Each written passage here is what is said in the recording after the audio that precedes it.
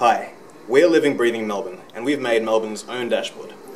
The idea is to show a snapshot of Melbourne to the general public at any given time. At a glance, users would be able to see what's on today, is it busy in the city, when is my next train, and what are people talking about.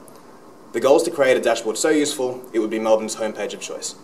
We also wanted to showcase Melbourne's vitals. People can check out current air quality, our water supply, and current rainfall amounts. Should I face this way up? I don't know. Face me. Okay.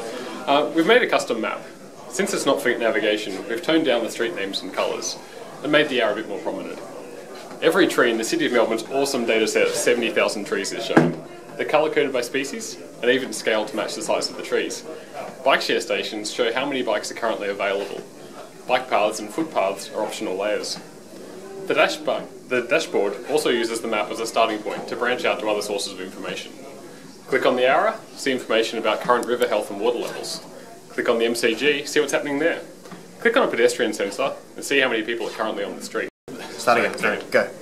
What we've built makes the most of available real-time data and is positioned to take advantage of improvements in real-time publishing. We'd love to show live pedestrian counts and live bike station counts, but they're not available, so we're using the most recent dumps. We'd love to include parking sensor data, but the dataset isn't geocoded. And PTV data, outages and delays would be great, but it's just not available. We hope our dashboard encourages the data custodians to open up more of their data in real time by showing a real example of exactly what we can do with it. Alright, Yuri, tell us about the technology stack behind Melbourne's dashboard.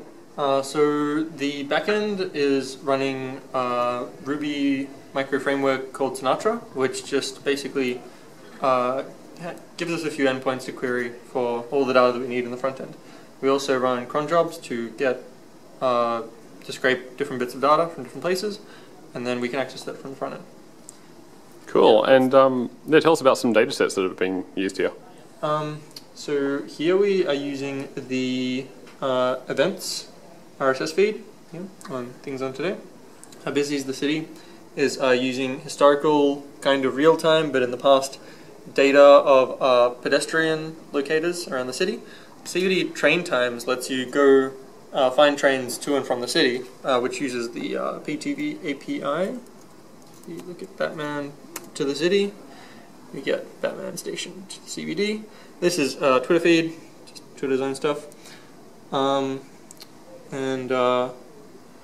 This is air quality from the EPA, Melbourne's water supply from Melbourne Water, and hourly rainfall from the Bomber.gov. And the front end uses some D3 and uses the Facebook React framework for its UI.